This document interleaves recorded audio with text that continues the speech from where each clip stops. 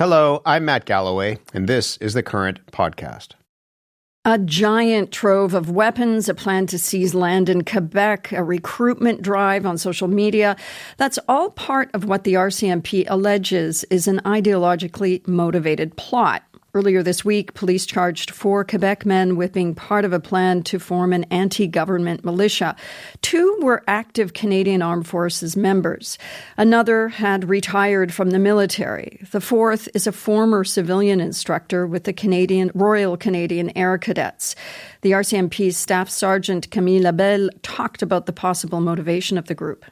Quite often, we would see a desire to create a new society, a desire to live by different values and wanting to change or create some kind of chaos so that they could take over society to create it and live it the way that they want. In a moment, we're going to talk more about concerns around extremism in the Canadian military. But first, I'm joined by Jessica Davis. She's a former Canadian Security Intelligence Services analyst and studies terrorism. She's also the president and principal consultant at Insight Threat Intelligence. Good morning. Good morning, Megan. What stands out to you about this case? There were really 2 things that stood out to me when I first heard about this case. The first, of course, is the fact that these are charges against serving military members. To the best of my recollection, that's the first time that we've ever seen this in Canada. We've certainly seen charges against reservists, former reservists, retired military members, or even just links to extremism. But this is the first time that active members have been charged. The second piece of that, of course, is the size of the weapons cache. It is astonishing, if I can be frank about that. It's the largest weapons cache in a terrorism incident in Canadian history. Do we know what's in that cache? We've gotten some information. So the cache was originally seized back in January 2024. And I remember this was in the media and obviously raised a lot of eyebrows in my circles, people who study terrorism and extremism, because there was a lot of questions about what was this related to? This wasn't a few firearms. It was something like over 80 firearms, 11,000 rounds of ammunition, some military equipment. So just a pretty substantial arsenal. Wow. And do we know where they got all of that?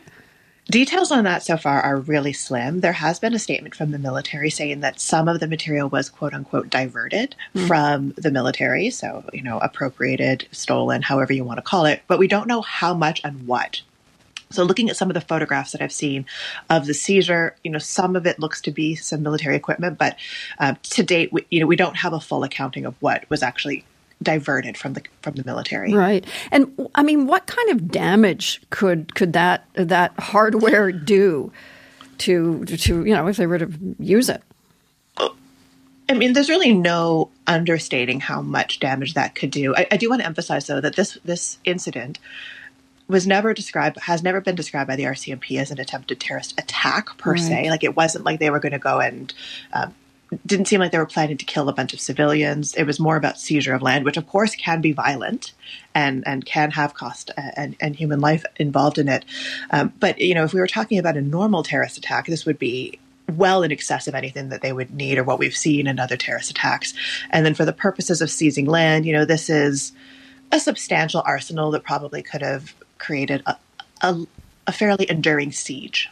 Right, and I noticed in your newsletter you said that this is like probably in the top 2% of terrorist-related seizures in Europe and even in the U.S.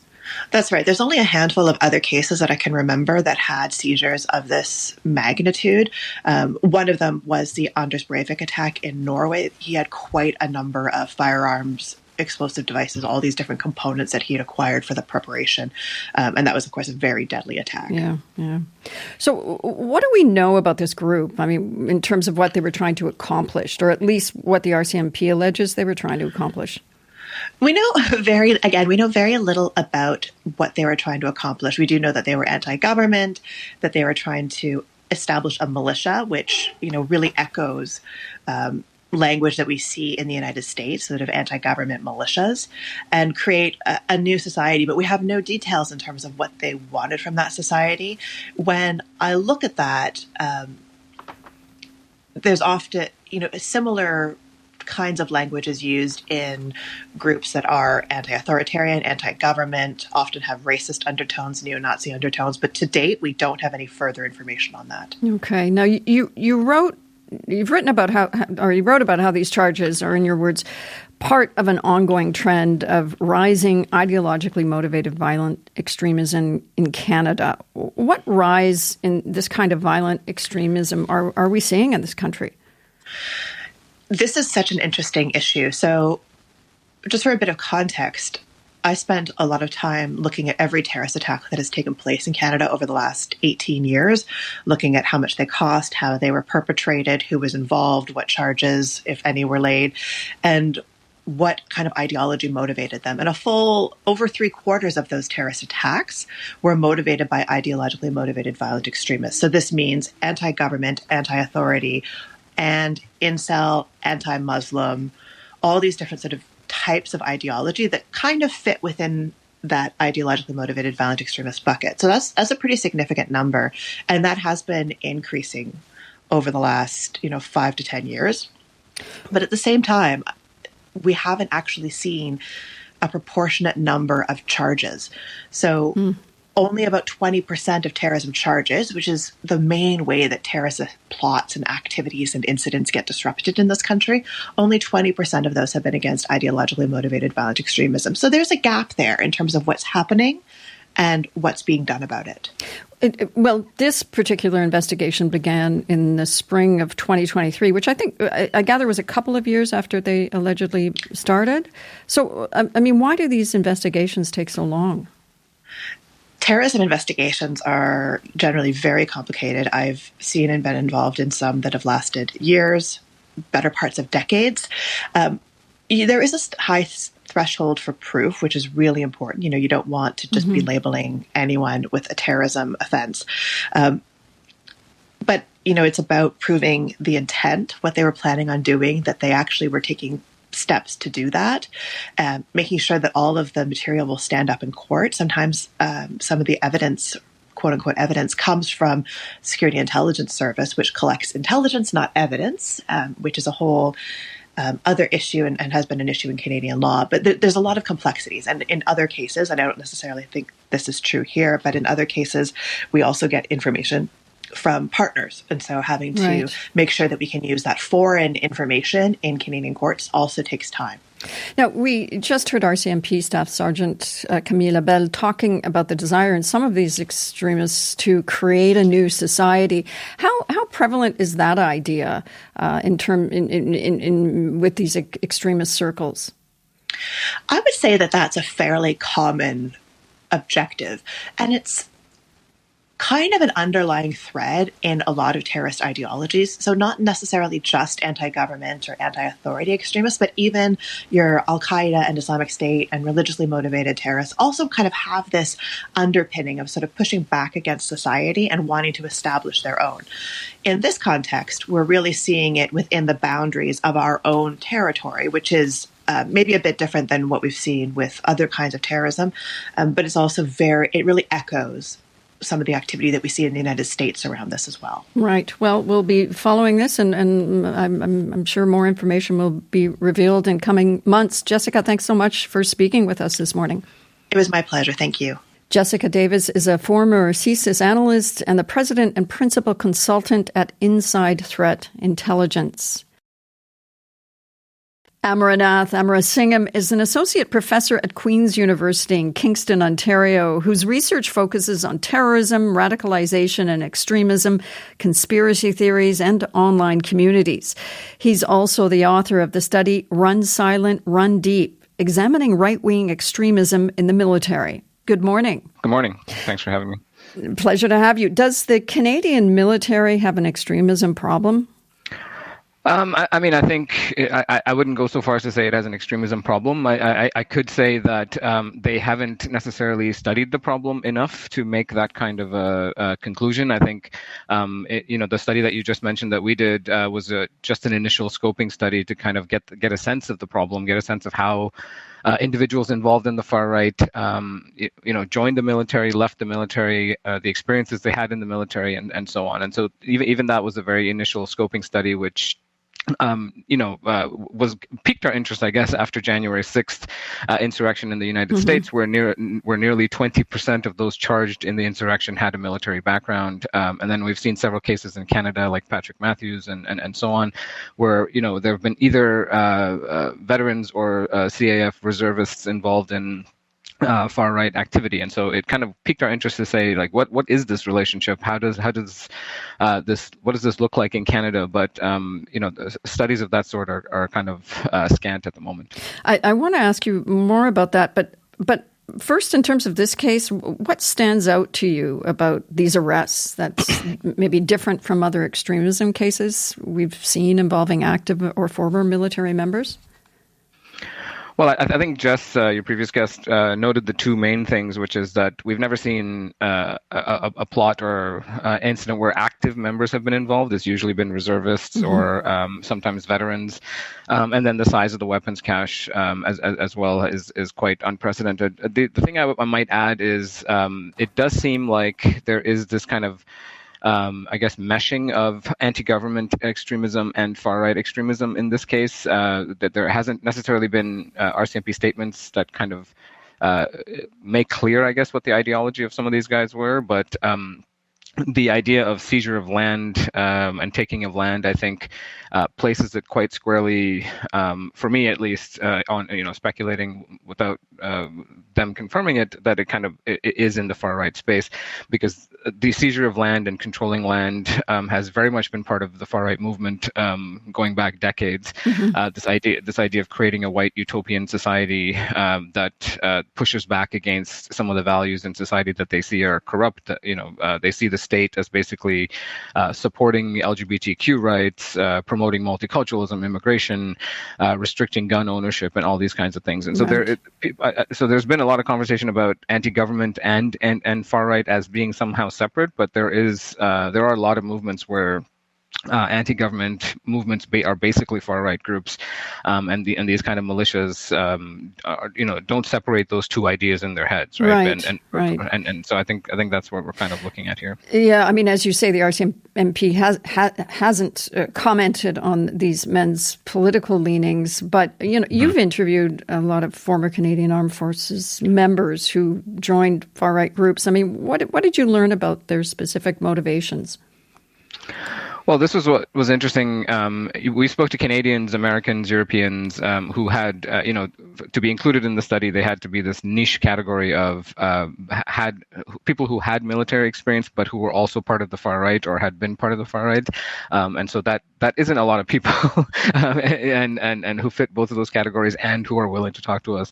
But, some of our conclusions are basically that, there is no single profile, right? And so we spoke to people who quite actively saw the military as a resource for weapons training, for organizational training, for tactical training. And so there's a lot of posts on different far-right forums, for instance, that say, go out and join the military, take advantage of what they have to offer, and then bring that education, that weapons training, all of that back to the movement, back to us, and then, help us get ready for the coming, anti-government revolution or race war that's around the corner. So use the military to get that training and then bring it back to the movement.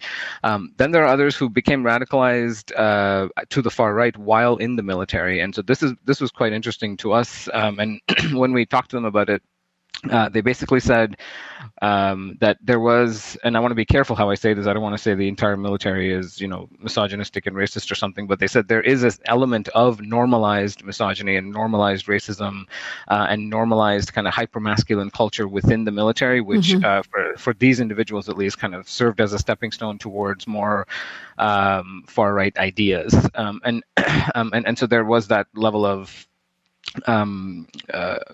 experience within the military, kind of normalized violence for them, normalized dehumanization for them, which allowed them to kind of go into different movements and different groups while in the military. Right. Now, there are high-profile cases of Canadian military members taking part in far-right plots. In 2021, a U.S. judge sentenced former Manitoba Army reservist Patrick Matthews to 9 years in prison for charges related to what the FBI described as a neo-Nazi plot to instigate a race war in the United States. I mean, do far-right extremist groups specifically look to recruit military members? Yeah, I think that kind of what I was mentioning earlier is that they do find the military or people who have military experience to be useful for the organization, right? They have weapons training, they have kind of tactical training. They can train others within the movement on all of these issues, and so they do, actively look to recruit. It might be too strong of a statement, but there is a kind of desire to bring in more military trained individuals to the movement. Part of that is this larger trend, I think, in the far right, which is to kind of professionalize the movement. They're kind of tired of being seen as these, like country bumpkin people where there's been a large trend in the far right to kind of, put away the cowboy boots and put on the suits and put on, become much more professional and elite in their activity. And so that kind of follows that trend as well. Right. Now, we asked Ed Fitch about extremism in the military. He's a retired major general and a member of the advisory panel set up to look at systemic racism and discrimination in the Canadian Armed Forces. That 2022 report found the number of Canadian military members belonging to extremist groups is growing and that it's getting harder to detect them. Take a listen. We don't know that it's a rise. It's a complex problem. There are about 100,000 combatants in the Defense Department. So all these people have to receive at least basic soldier training. That's a lot of people.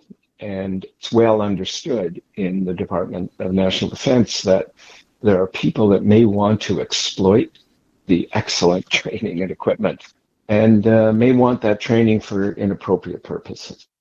Ed Fitch says it's hard to know exactly the degree of extremism in the Canadian forces. What are you seeing in terms of the instances of these kinds of extremism in Canadian military? Yeah, I mean, he's right that it's a little bit more complicated than, say, if you find an ISIS supporter, an Al-Qaeda supporter, where the ideologies, number one, is a little bit more coherent, and number two, it is a listed terrorist organization, so you have kind of resources that you can use against these individuals. But when we're talking about the far right, as just your previous guest mentioned, it kind of runs the gamut between someone who's looking at incel ideology to accelerationists to old school neo-Nazis, skinheads, and so it's a bit more complicated, and we don't know where some of those lines exist between, he posted a racist comment on a Facebook forum, or they are actively plotting to, seize land, and, so, right. And sometimes who gets to deal with those different categories of offense? Sometimes it's dealt with internally in the military. Sometimes it gets elevated to more federal policing if it's a terrorism case, right. And so it just becomes a lot more sticky, I guess, where free speech ends and where some of this hate speech begins. Right. We don't have much time, but I want to read you a statement by the Canadian Armed Forces that they released this week. They said CAF members are prohibited from participating in an activity or being a member of a group or organization that relates to hate-related criminal activities and or promotes hatred, violence, discrimination, or harassment. Very quickly, if you can, is the Canadian military doing enough to combat extremism in its ranks? No, I think part of it is they, getting some studies in play about the scope of the problem, understanding the nature of the problem, and then working with internal and outside experts to kind of come up with mechanisms by which you can root out and detect some of this stuff. I think it's still very early, I think, for them. Okay. Thanks so much. Amarnath Amarasingam is an associate professor at Queen's University in Kingston, Ontario, whose research focuses on terrorism, radicalization and extremism, conspiracy theories, and online communities. You've been listening to The Current Podcast. My name is Matt Galloway. Thanks for listening. I'll talk to you soon.